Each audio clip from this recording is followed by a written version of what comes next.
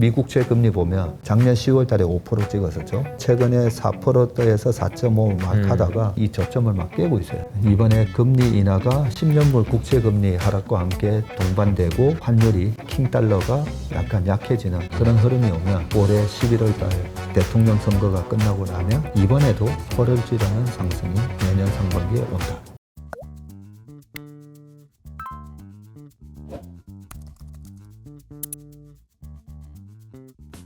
그런데 이제 그 얘기는 그 얘기대로 하되 국내 주식시장 먼저 이야기를 좀 해보면 네.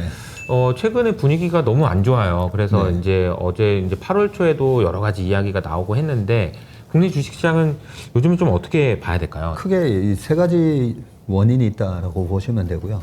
첫 번째는 미국의 대통령 선거, 이게 제일 큰 이슈입니다. 그래서 계속 미국 대통령 선거가 있기 전 8, 9, 10월 조정이다. 예, 그래서 우리가 갑작스럽게 지금 경기 침체 조짐이 있어서 조정이 받는 게 아니라 제가 볼 때는 늘 있던 조정이에요. 예, 코로나 때도 9월, 10월 조정 한 2,650 정도까지 빠질 수 있습니다. 뭐 그렇게 인터뷰를 8월 초에 했던 게 기억이 나는데 9월 시절 조정받고 막 10월 달에 나스닥 3% 이상 빠지고 막 그랬었어요. 그 코로나 제로 금리 상황에서도 미국의 대통령이 누가 될지에 대한 불확실성에 늘 조정받았다는 거죠. 늘. 이번에는 미국 대통령 누가 될지의 불확실성 때문에 그렇다. 에이, 그 불확실성이 그 정도로 영향을 미쳐? 그거는 심리에만 영향을 미치지 실물 경기에는 영향을 안 미치는 거 아니야? 이렇게 생각하시는 분들도 있거든요. 근데 ISM 제조 PMI나 서비스 PMI 보면 딱 나와요. 최근에 안 좋잖아요. 네네. 왔다 갔다 하잖아요. 세부 항목에서 질문지에도 그 얘기를 많이 해요. 그렇죠. 대선 지나고 나면 나 결정할 거다. 뭐 이런 얘기 많이 하죠. 그러니까요. 그래서 구매 관리자한테 물어보는 거거든요. 아니, 그럼 지금 대통령이 누가 될지 모르는데. 그러니까. 뭐 전기차가 됐든 아니면 중국하고 무역 많이 하잖아요. 그렇죠. 그러면 아니, 중국에다가 관세를 얼마 때릴지 뭐 이런 걸 모르는데 뭘 해요. 그래서 고용을 할 거냐, 뭐 신규 투자의 부분에 대해서 끝나고 그러면서 이 관망하면서 ISM 제조, 서비스 PMI 다 안 좋거든요. 그게 영향을 받아서 PPI, 중국의 PPI 이런 거 다 영향을 받아요. 그러니까 최근에 유가도 떨어지잖아요. 맞아요. 70%로 떨어지고 그게 다 대선에 대한 불확실성 때문에 실제로 실물 경기도 약간 포우즈, 잠깐 쉬었다 하시죠. 네. 그렇게 되는 거죠. 그 영향이 첫 번째. 가장 첫 번째다라고 보시면 되고, 자, 두 번째, 예전에 코로나 때도 그랬고 21년도에 그랬었군요. 그때도 제가 코스타 9월, 10월 되면 대주주 과세라는 게 때문에 영향을 받습니다. 얘기했을 때도 그때도 좀 많은 유튜브들 중에서 아니 뭐 그 대주주 과세 그런 거 영향 안 받는다. 그냥 종목이 좋으면 괜찮아 하면서 그랬다가 박살 났잖아요. 그러면 제가 계속 보여드렸어요. 코스닥의 그동안의 10년 차트 그리고 코스피 소형주 10년 차트 잘 보시면 연말만 되면 9월 10월 달에 주식이 빠져요. 11월까지. 왜 빠지는데? 대주주 과세 효과. 과거에 100억에서 50억에서 그리고 뭐 25, 10억 종목마다 보면 그 주식에 대해서 정말 공부를 해가지고 이 종목 하나로 목숨 걸고 투자하는 슈퍼개미들이 있어요. 그 슈퍼개미들이 아니 세금 안 내도 되는데 대주주로 분류되면 세금 내기 아깝잖아요. 그래서 9월, 10월, 11월 달에 늘 팔았거든. 코스닥은 21년도에도 그렇고 22년도에도 그렇고 항상 조심해야 됩니다. 그런데 특히 짝수에 미국 대통령 선거가 있는 짝수에는 5월에서 10월 특히나 9월, 10월 달은 그래서 제가 그동안에 박스권 막 하는데 9월, 10월 달 되면 저점이 깨지면서 막 너무 눈에 보이는 거예요. 그래서 올해 부상자가 속출하는 좀 장이 될 겁니다. 라고 했던 부분이 똑같은 얘기인데 대주주 과세 요건에 대해서 작년에 확 올렸거든요. 이제는 직계 좀비속 합산도 아니에요. 1인당으로 바뀌었어요. 바꿔놨는데 금투세로 또 스트레스를 준 거죠. 이 금투세가 어떻게 되는지 모르는 상황을 만들어서 불확실성이죠, 이것도. 그래서 어떻게 이번에는 또 금투세로 이 스트레스를 준 게 있다. 예, 그 두 번째 보시면 되고, 자, 세 번째가 이 우리가 기다리는 9월 18일 FMC 회의에서 드디어 금리 인하를 하는 거죠.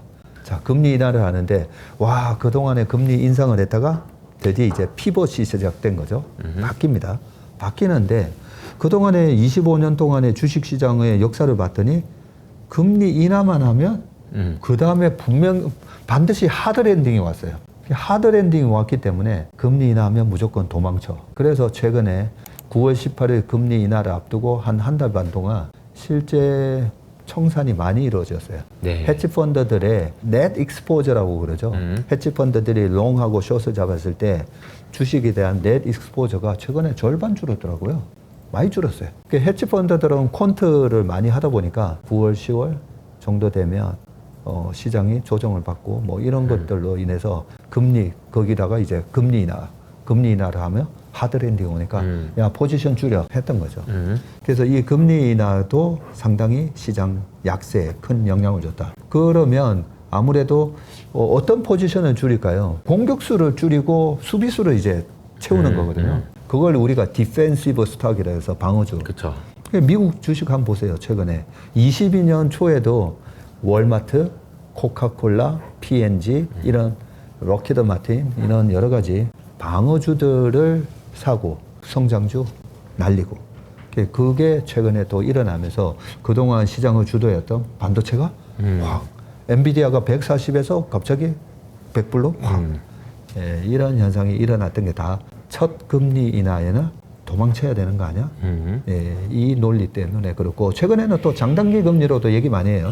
장단기 금리가 역전됐다가 이제 정상화될 때부터 보통 위기가 온다. 예, 이런 얘기 때문에 이 세 가지가 거의 진짜 복합적으로 강력하게 시장에 작용을 했다라고 생각합니다. 근데 이게 이제 세 가지를 나눠보면 첫 번째가 대선에 따른 불확실성. 오늘도 이제 뭐 토론이 있긴 했는데 글쎄요 아직까지는 좀 불확실한 상황인 것 같아요. 해리스가 토론을 잘했다고는 하지만 그리고 두 번째로는 대주주 과세. 이거는 뭐 연말까지 그건 안고 가야죠. 뭐 결과가 빨리 나오면 좋겠지만 세 번째는 좀 더 큰 문제인 것 같아요. 이제 FOMC 회의에서 금리 인하를 하는지 여부도 중요하지만 이것이 결국은 경기 침체, 경착륙으로 이어지느냐 여부가 이 시장을 빠지면 사야 되는 기회로 볼 것인가 아니면 지금이라도 그냥 도망치는 거야.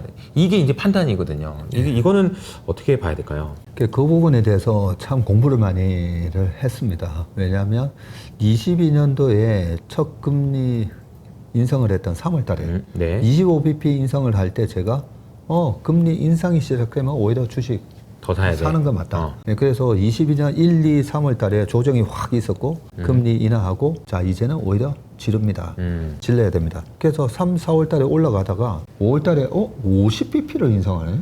뭐지? 25년 동안에 50bp를 인상한 적 없었거든요. 근데 50 정도에서만 멈추면 되는데 그 다음에 75. 자이언트 스텝을 4번이나 해버리죠. 그러면서 금리 인상이 시작되면 원래는 주식을 사야 되는 건데 지금 우리가 금리 인하가 시작되면 주식을 팔아라. 아하. 예, 이 논리는 최근에 25년 동안의 논리예요. 아하. 그렇죠? 네. 그래서 그러면 금리 인상을 이번에 시작했을 때 주식을 그러면 샀어야 되냐? 아니었잖아요. 예, 아니었어요. 그래서 저도 22년도에 뭐야 금리 인상을 시작하면 사야 됩니다라는 얘기를 했다가 반대로 갔던 거죠. 예, 거기서 반성을 하고 이번에 뭐가 틀렸지? 뭐가 틀렸지 해서 과거에 이렇게 25가 아니라 50, 75, 75, 75 이렇게 공격적으로 금리 인상을 했던 적이 언제였던가 봤더니 폴 볼커 시대였던 거죠. 우리가 공부 많이 했잖아요, 그동안에. 그래서 폴 볼커 시대를 공부를 해봤더니 바보 같은 짓을 했네. 금리 인상을 이렇게 올리는 거라면 오히려 도망쳐 있었어야 되는 거네. 그때로 공부해보면 그러면 언제부터 사야 되는데 금리 인하를 할 때부터 사야 되는 거구나. 그래서 이번에는 지금은 최근 25년을 가지고 말씀들을 많이 하시는데 지금은 최근 25년이 아니라 과거 45년 전을 돌아가서 공격적으로 물가를 잡겠다고 공격적으로 금리를 올리고 물가를 잡겠다고 그렇게 공격적으로 금리를 올렸더니 그때 킹달러였거든요. 네. 그때도 킹달러였었죠. 지금 뭐 N달러 환율로도 막 얘기 많이 하잖아요. 네네네. 140엔 뭐 이러는데 그때 킹달러 때문에 240엔 갔었어요. 200, 막 한 60까지도 가고 했었는데 그러니까 일본 기업들이 논았죠. 그 와중에 일본의 자동차 회사들이 그때 논았었거든요. 피터 린치가 그 얘기를 해요. 80, 한 2, 3년도에 그때도 이제 피터 린치한테 자꾸 질문을 하거든요. 네, 지금 이 고금리 상황에서 뭐 경기가 어떻게 됩니까? 주가 그때 한번 확 빠졌다가 올라왔기 때문에 그러니까 피터 린치가 폴 볼커가 이렇게 그 금리를 공격적으로 올리면서 시장이 망가질 거라고 얘기해 준 사람은 한 명도 없었다는 거죠.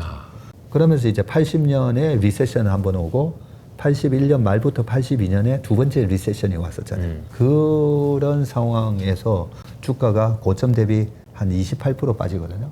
28% 빠졌다가 올라왔는데 이번에 22년도에 S&P 500이 27.5% 빠지고 올라왔어요. 똑같은 폭에 빠졌다가 올라왔어요. 80년에서 82년 넘어갈 때 28% 정도 빠졌다가 그 다음에 올라오는데 랠리가 본격적으로 온 게 82년 8월 달부터 10년물 국채금리가 헤드앤숄더를 만들었다가 이 어깨가 무너지는 때가 있어요. 그게 82년 하반기부터인데 지금 최근에 미국채 금리 보면 작년 10월 달에 5% 찍었었죠. 그리고 최근에 4%에서 4.5 막 하다가 지금 3.6을 막 깨려고. 3.6대. 네, 그러면서 바로 앞전에 이 저점을 막 깨고 있어요. 그래서 저는 이번에 금리 인하가 있고 두 번째, 세 번째 올해 뭐 100bp 가까이 인하한다고 하잖아요.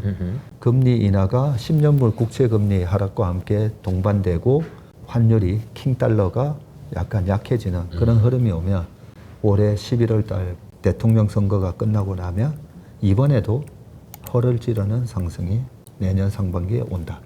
그게 제 결론입니다. 허를 찌르는 상승이. 네. 왜 허를 찌른다고 얘기하냐면요. 작년 상반기도 제가 22년 연말에 똑같은 얘기했거든요. 네. 허를 찌르는 상승이 온다고. 왜? 그냥 방심하고 있는 거지. 주식 네. 없이 그냥 놀고 있었는데. 왜 허를 찌르냐면 다들 안 된다라고 얘기하는데 다들 아니다라고 했는데 이쪽으로 가는 게 허를 찌르는 거잖아요. 그렇죠. 그래서 최근의 분위기는 제가 유튜브 다 보거든요. 다 보는데 하드랜딩 이미 경기 침체 왔어요. 유튜브에서는요. 하드랜딩에 대한 얘기에 대한 조회수가 몇십만 명 압도적으로 많아요. 맞아요. 네, 그래서 많은 분들이 또 질문하시고 그래서 제가 이번에도 똑같네. 근데 그 비관적으로 얘기하시는 분의 그 사람만 바뀌었어요. 네, 22년 말에 저랑 이제 논쟁을 네네. 벌였던 분하고 이번에는 사람만 바뀌었을 뿐이지 똑같다. 그리고 저의 결론은 이번에도 내년 상반기에 또 허를 찌르는 상승이 온다.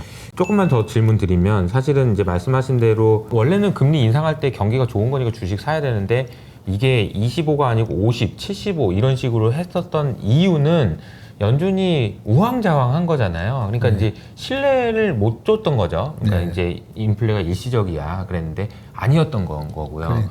근데 이제 이번에도 그럼 똑같은 질문이 그러니까 25냐 50이냐도 있지만 연준이 또 우왕좌왕 할 거냐인 것 같아요. 이번에도 그래서 경기 침체 못 잡아서 우왕좌왕 막 금리 확 내렸다가 막 또 이럴 거냐에 대한 이제 그 걱정이 있는 것 같거든요. 이 부분은 어떻게 보시는지 좀 궁금합니다.